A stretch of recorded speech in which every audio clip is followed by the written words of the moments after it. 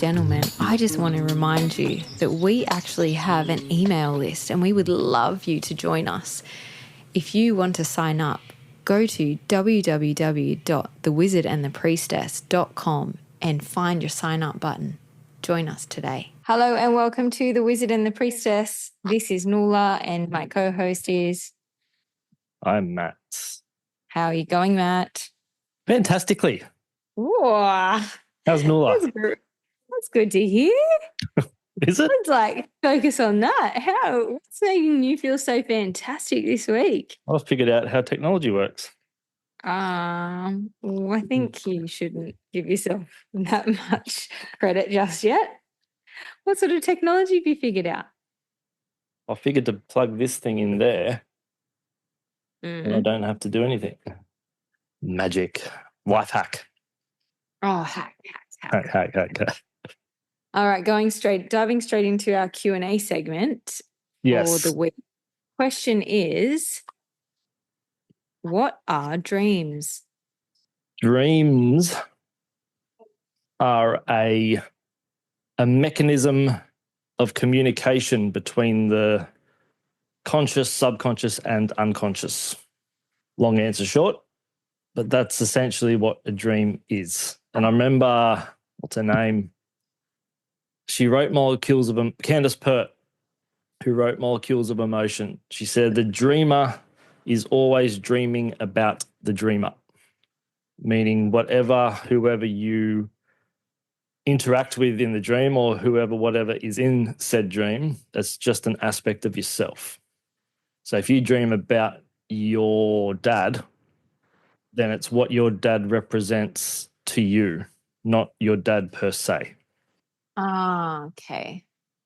So if you dream about an alien or a dragon or a whatever, it's the best way I could explain it right now would be if you were to dream, let's say you dream about an alien, how would you explain an alien to a person who has zero concept of what an alien is?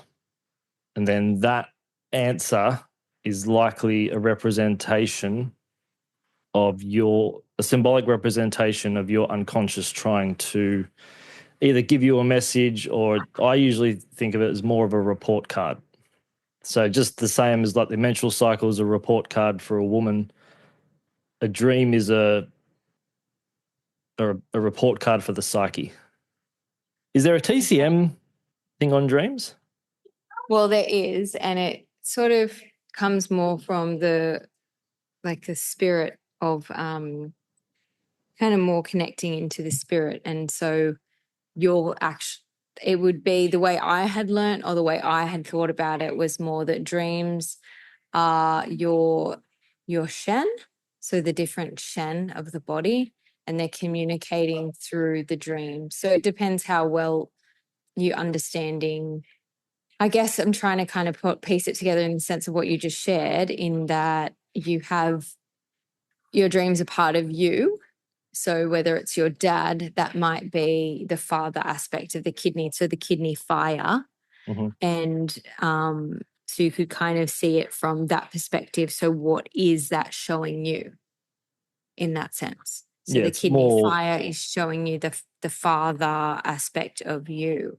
But I don't know that I had kind of put that in that way. Does that make sense? So I hadn't really, if you were dreaming of the father, it wouldn't necessarily be the kidney fire as such or the kidney young, but it could be the way that you're experiencing that emotionally, in a sense that maybe you have a submissive personality, and right now you're in an experience where you are you are people pleasing or you are neglecting yourself.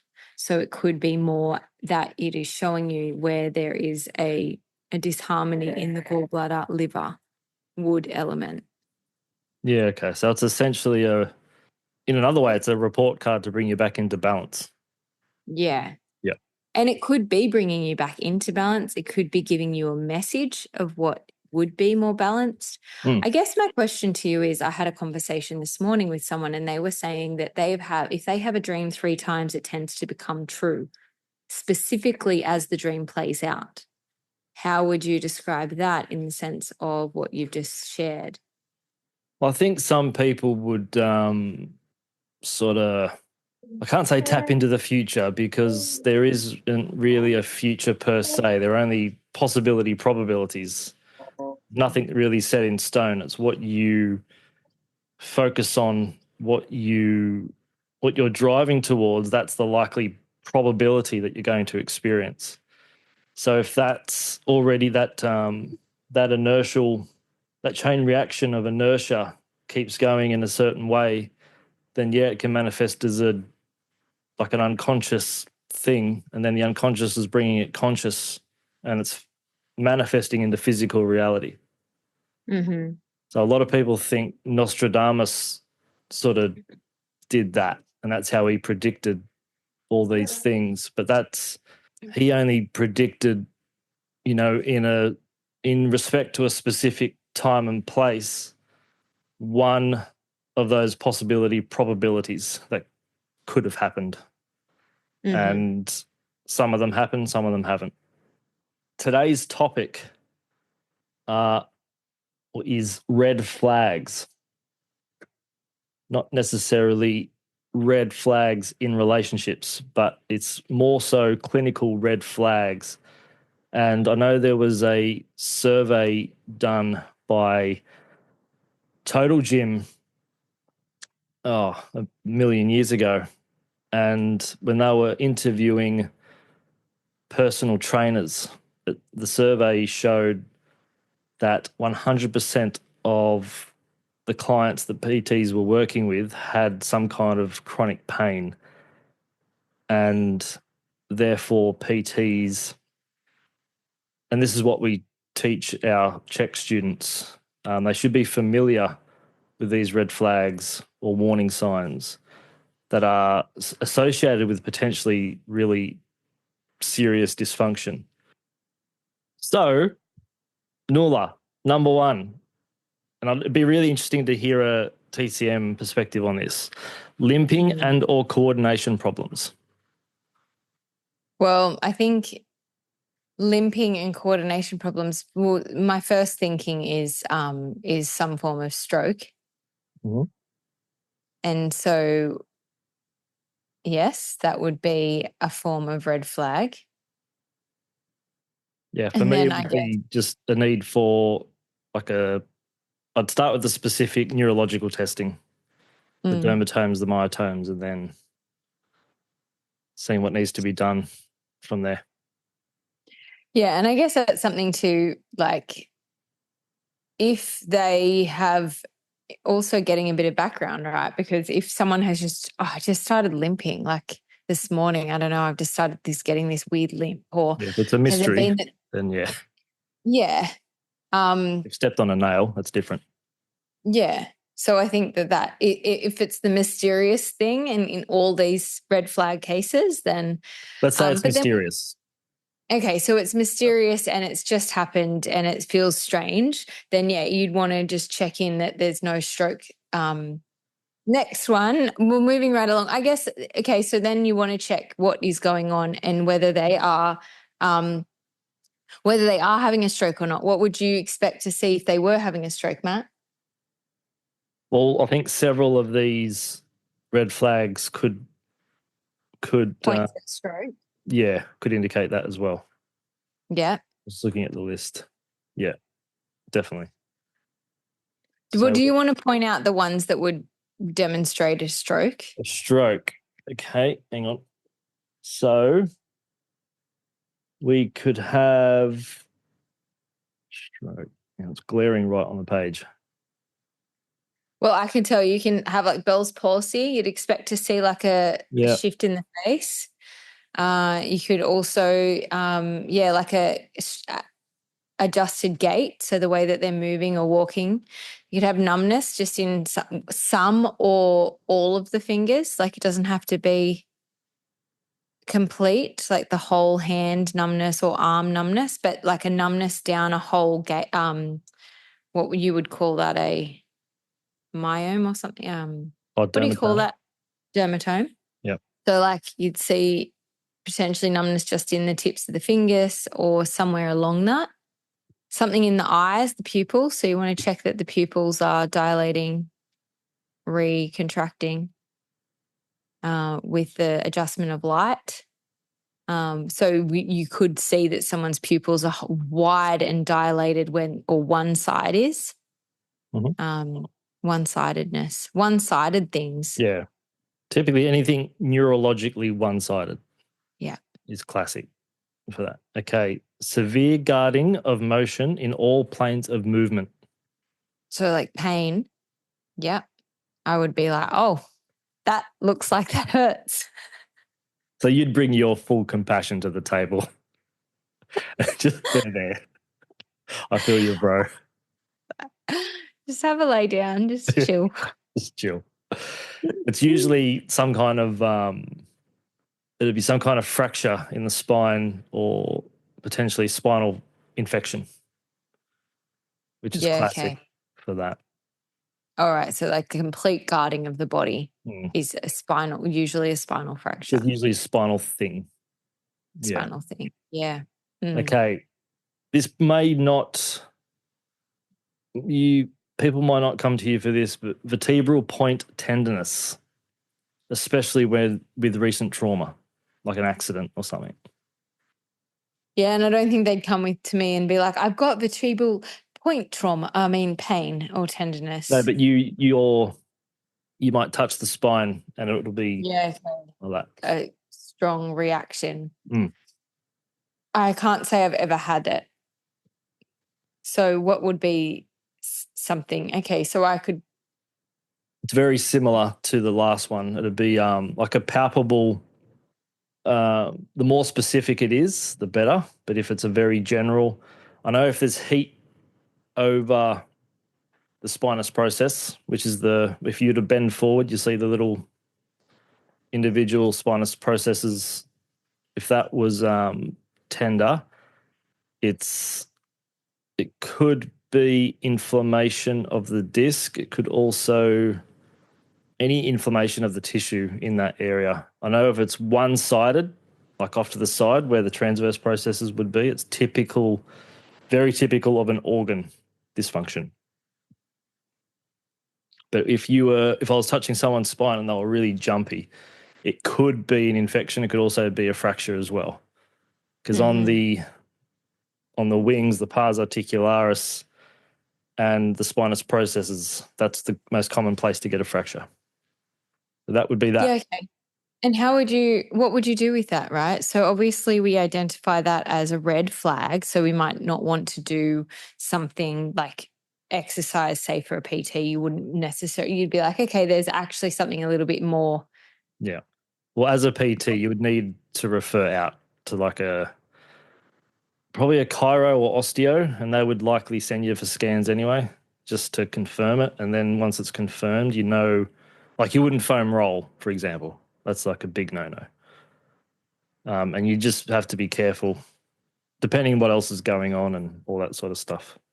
And I guess this is like, okay, I'm going to kind of pull this in a different direction, and we can leave whatever the list you've got there aside for a minute. We may or may not come back to it depending on the time. But I want to break it down in a sense that as a clinician, someone who is used to seeing something, focusing on something, that is to some extent governed under, say, Australian governance. There is a specific way that people act and respond to these sort of red flags. So when you just shared that if you've noticed these things, or if a PT, and maybe not you, if a PT had identified, I'm noticing that when I press here on this vertebra body, that they're getting a sharp reaction response. It's so much more than what I'm used to with this particular client. And then they go, okay, so here I am with this client. It's about to pay their money to get this treatment or this something. And now I've got to shift my thinking and we've got to do something else because obviously this seems to be more. Now, when you share that you suggest maybe they should then contact an osteo or a chiro to just check out the spine, I would say that 99% of PTs would be they would be wanting to go send them straight to the hospital, which is not a bad idea. However, they're going to, do you know what I mean? Under the governance of Australian governing, in terms of clinicians and where they are, where they can step, like what level they're like feel comfortable and confident with, there's a lot of shades of grey. Now, for us, we would do things slightly different, but as a rule of thumb, you would expect that if you are out of your comfort zone as a clinician, you referring on as a safety for yourself more than anything would be a referral to the hospital over what necessarily could be the ideal. Well, personally, I wouldn't go to the hospital because the doctors don't specialize in the mechanics of the spine. Doctors study disease. That's why I would go to a chiropractor because they study the spine and they've got the necessary palpatory skills to help the client. And if the client's coming in paying money and they don't want to see the chiropractor, okay, great. We'll just do something completely different. So we won't do any back stuff. We'll do arm and leg things, but I still recommend doing that, especially if it gets worse. Okay, so someone comes in with Bell's palsy. So from a TCM perspective, we call that wind stroke. It's Bell's the wind palsy. What's that? Where half the face drops. Yep. We call that wind stroke. It means that the wind has gotten into the channels of the face. Yeah. So it's like the wind, so a pathogen has come in and it's gotten stuck and lodged there, and it is therefore it's just lodged, it's just blocked. So then the idea in the acupuncture treatment is to unblock that lodging, help give it a space for it to be, the pathogen to be released. There is lots of specific brain motor areas on the skull that you can needle, like particular acupuncture points. If someone were to come to me with Bell's palsy, I would instantly treat like that. I would be focused on understanding of the pathogen coming in and that sort of thing. Now I wouldn't, if it was in alignment with also having like dilated pupils or something that was showing me a more indicative of an actual brain or stroke, it'd be a different treatment. Obviously, that would tell me that would be a hospital transfer recommendation if I could identify that there is some form of actual bleeding on the brain. I'd say that it's very unlikely to see that in the clinic. Have you seen it before? Not necessarily Bell's palsy, but someone that's having an actual stroke. I've only seen post-stroke. Yeah. What did that person do when they had a stroke? They actually did nothing. They had to have several to be able to, I guess, get the message, you could say. And then I think after the third, because they're two like really mild from report, and then the third was a bad one. And then his daughter, had to get the ambulance. Okay. So a few mini strokes. And what are the signs and symptoms that he'd had? Just headaches, and then another one, I think he lost control of his arm for a time. Okay. And then he fainted. That was the third one. That was the bad one. Yep.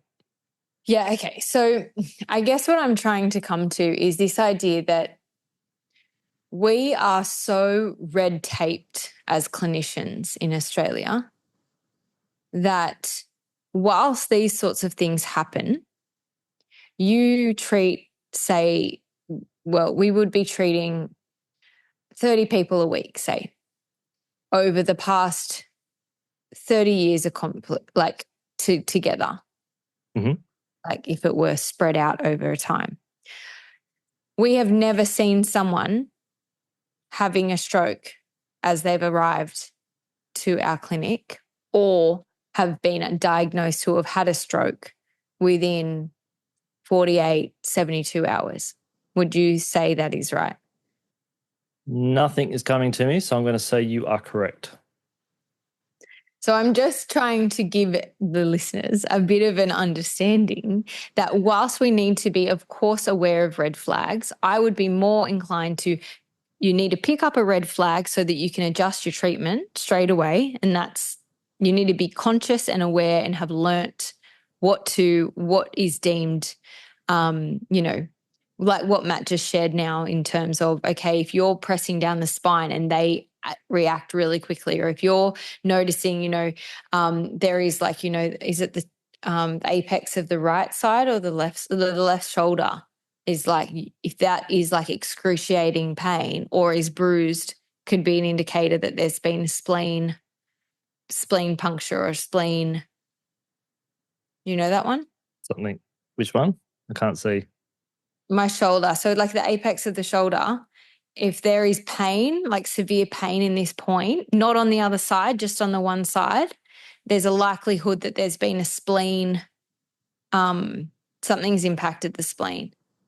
I think it's related to whether it's a neuro circuit, or it's a really common thing. I feel like I learned this for football players, because they go in and they tackle with their shoulder and they think that it's just the shoulder. The pain is so bad, so they're focused on the shoulder, but actually they've had a spleen. It's got nothing to do with the shoulder and the impact that had. Maybe, but it's more, there's actually a puncture or something's happened in the spleen.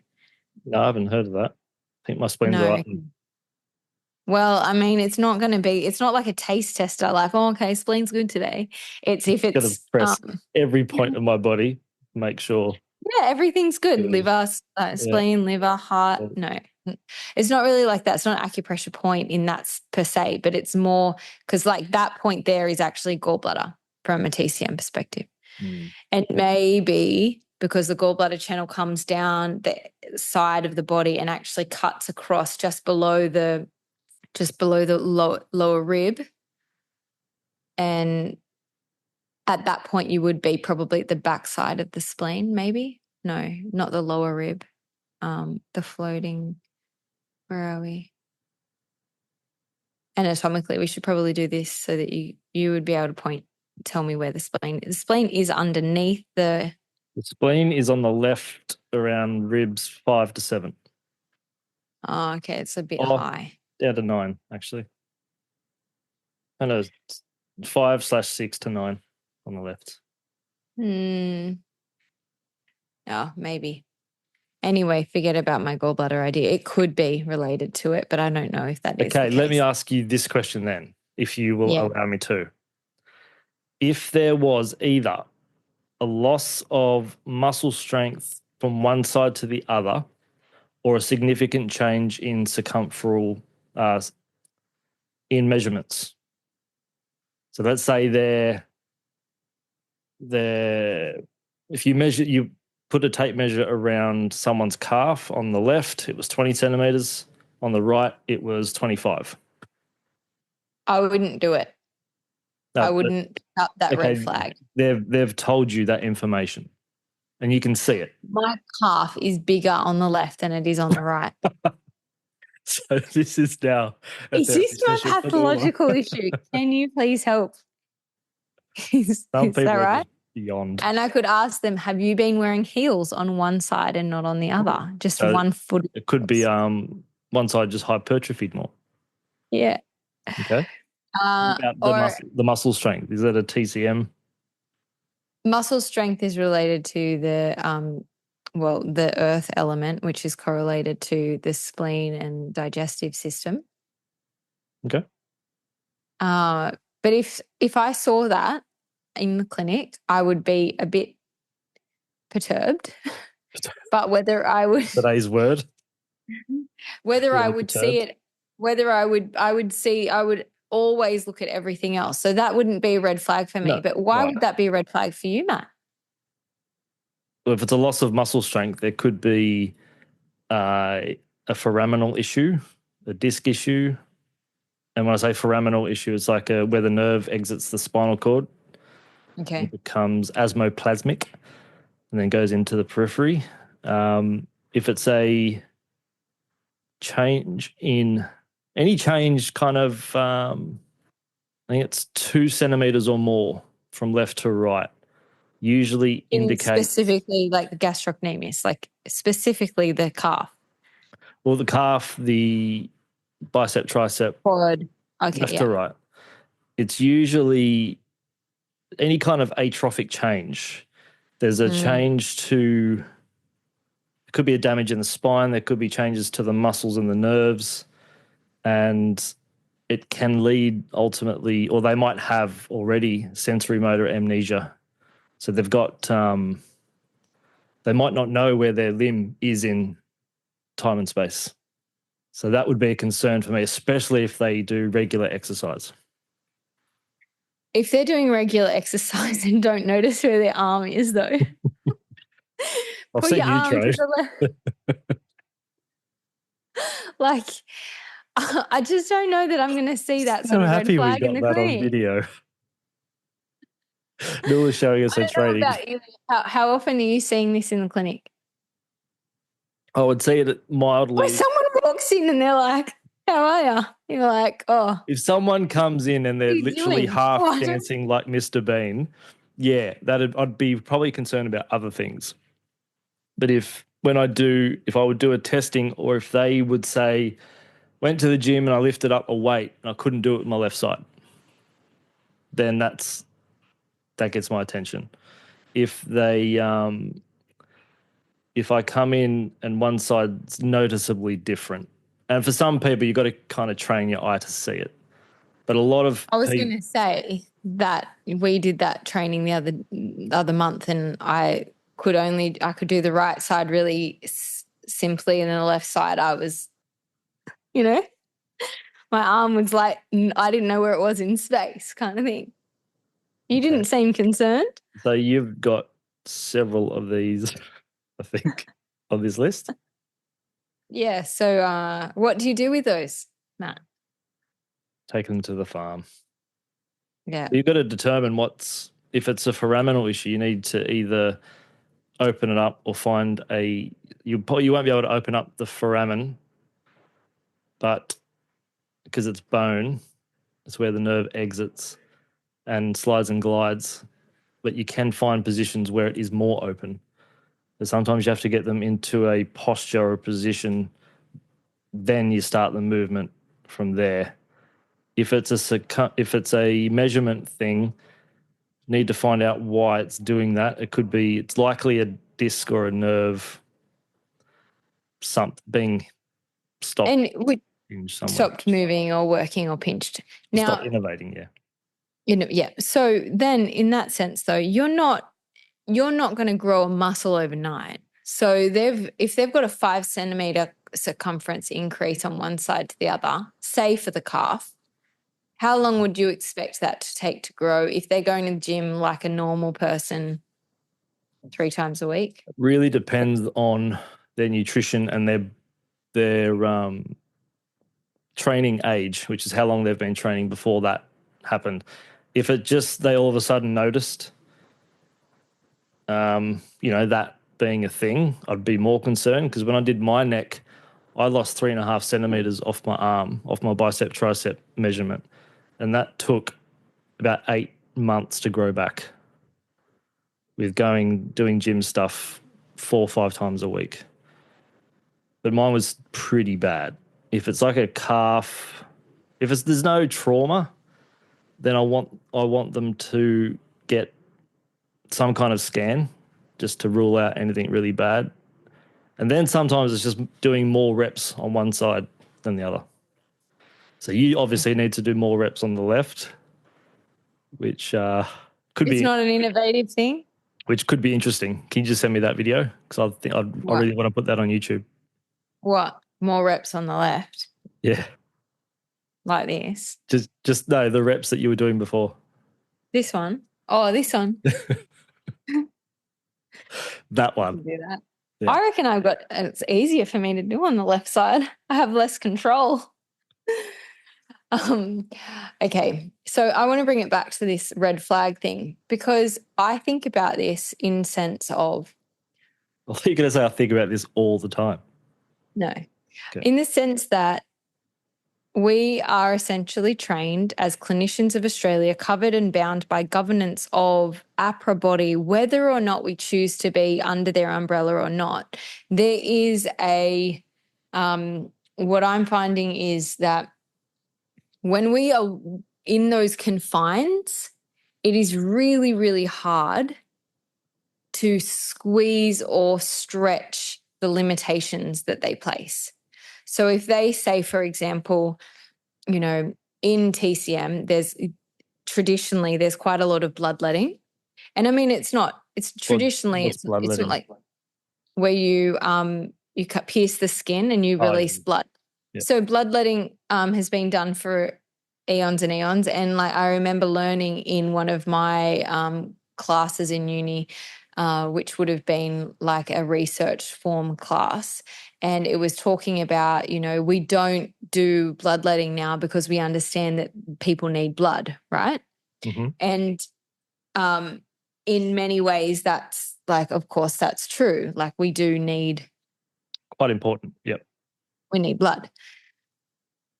What I think of in that is that we... sorry, I just looked at my phone and I shouldn't have. But we've discredited that now. So that's how Western medicine thinks, and let me kind of work my way up to where I was. But the Western doctor, in Greek mythology, or it might not even be mythology, but in, I guess, the beginning of medicine, Hippocrates, he thought that the blood within the body was a sea of blood. It's also similar to Chinese medicine. There's a belief that there's a sea of blood. So actually they didn't understand veins and arteries. Mm-hmm. So there was just this sea of movement of water within the body. Then when they cut the arm open, they realized that there was blood. So it was a sea of blood within the body that kept the body alive. But then they threw it out, and then they moved on to the next thing. Oh, now we understand that there's little channels of veins or arteries. Then that's where the blood moves through. It's not actually free flowing within the system. Okay, so then they threw away the idea of the next thing. Then the next thing came along, and then they understood that there was actually more than one system. There's the nervous system, the lymphatic system, the digestive system. There's all these different systems. And then they decided that those were... So initially that was these systems, and they interlink and they talk to each other. Then it was like, no, they actually don't talk to each other. They are systems within systems. So they are separate in the body. They don't actually communicate. Mm-hmm. Then that was sort of thrown out. Then they understood there was nerves that were innervating everything. So then the nerves, actually, no, they do communicate, but they communicate only via the nerves and the neurons. Do you see where I'm coming to? Mm-hmm. There's this idea in this Western perspective that everything, what we learn from now on, is cut and dry, and then we throw away what's left. In the day when there was only apparently one dude writing the book, which wasn't true, of course, but we have this idea that we have a heart now, heart on the left side, but actually, there's more learning now. Actually, it's not just that it's on the left side, but it's just the way that the shape is, right? Is that right? Yeah, the bottom of it is slightly more to the left. Yeah, but it's actually still quite centered. Pretty central, yeah. Yeah. Anyway, it's just like these layers and layers that in Chinese medicine, it's sort of mapped out, and then that's sort of it. And then you kind of add to the top of it. So, for example, what I was saying in terms of bloodletting is still a really powerful tool used.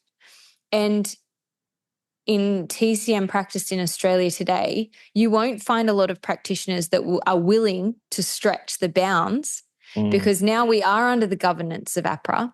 It is not the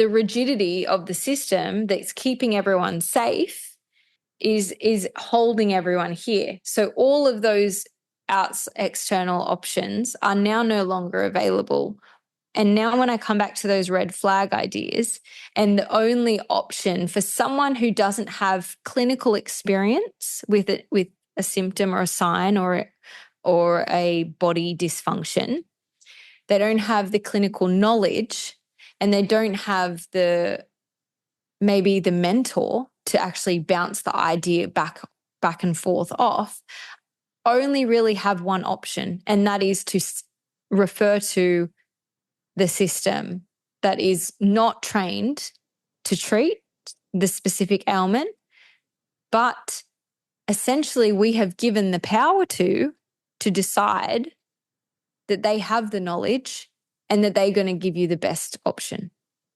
Do you hear what I'm saying? Are you referring to the governing body giving the power to the governing body? You're not going to give the power is within the governing body, which is the Western medical model, which is essentially connected and correlated directly to the hospital system, which isn't the best option because they are not trained in, say what you were saying before, spinal. They're not trained in the spine and the mobility function of a whole body. No. They're trained in sick health, sick care, which is also training in maintaining a functioning body, not a well body, not a healthy body, not an optimal body, not an optimal mind, body, spirit, not a collective whole human, but specific pieces. Yeah. Hence why they like to cut everything out and move on. Mm-hmm. But if there's one thing that we need to understand is that a red flag, whilst a red flag, we need to see it within in conjunction of the whole human. And whilst we've talked about this before, sometimes the red flag has to happen 2 or 3 times before you actually respond to it. Yeah, most red flags are decades in the making. Yeah. And the governing bodies have their place, but as you were saying, it's like they know more and more about less and less. And eventually you know more and more about less and less till you know absolutely everything about nothing. That's what your classic... I don't want to put every specialist under the banner because there's some really good ones out there, but that's what your classic specialist is. They don't see the mental, emotional, spiritual theme of the complex system of systems in front of them.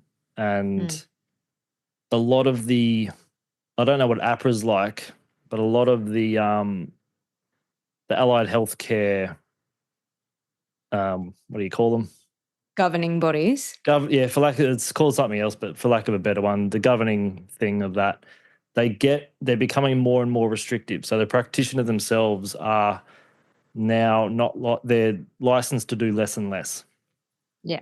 They can only focus on certain, be it procedures, certain treatments, adjustments, whatever it is.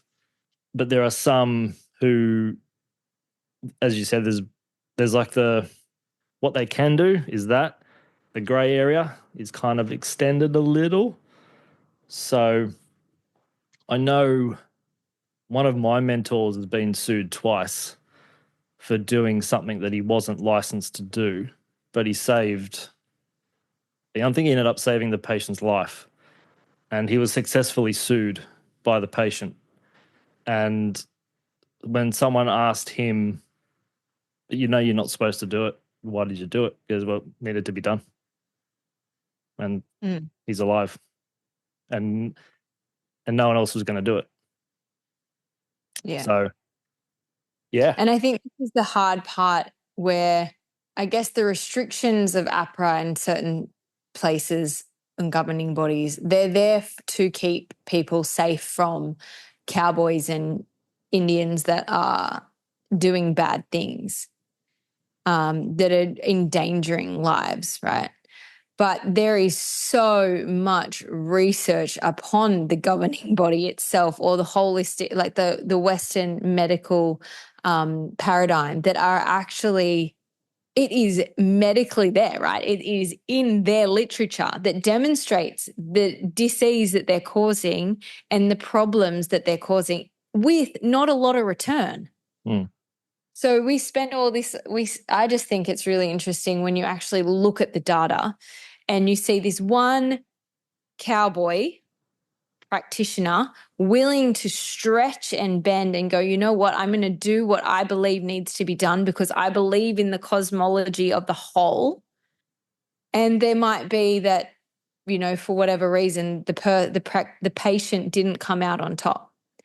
It doesn't mean that they necessarily died, but they just didn't have the best experience. They turned around and they were actually, you know, my infection didn't heal. I tried all the naturopathic herbs and this doctor really supported me to this extent, but I didn't actually heal.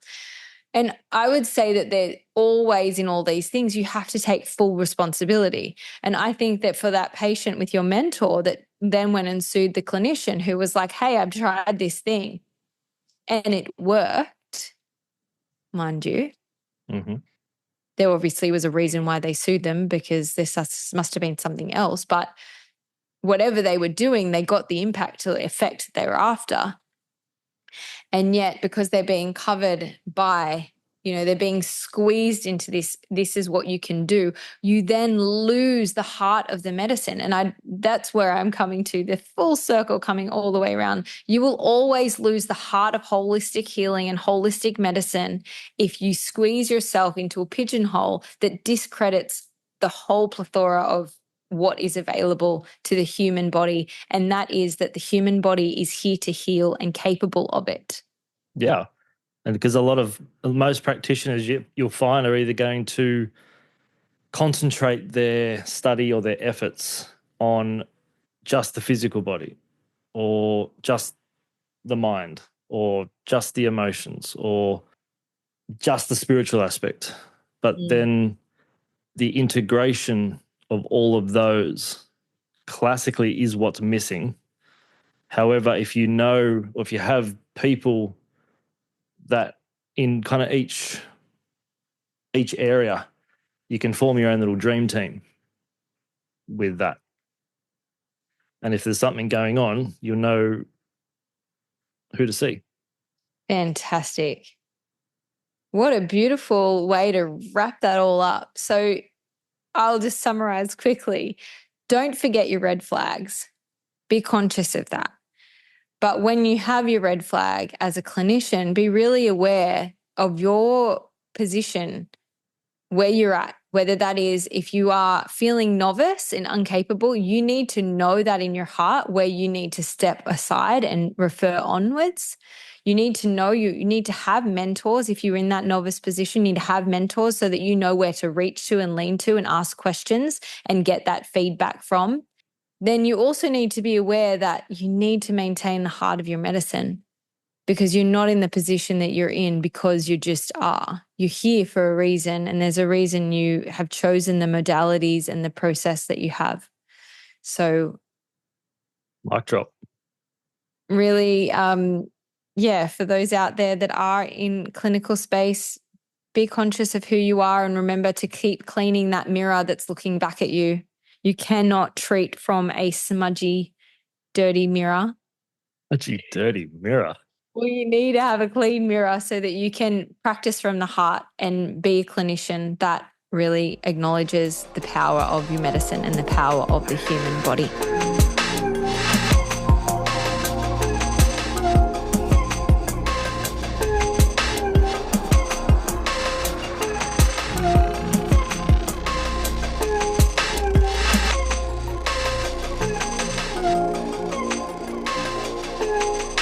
You've been listening to The Wizard and the Priestess. Thanks for stopping by. Stay connected and be open.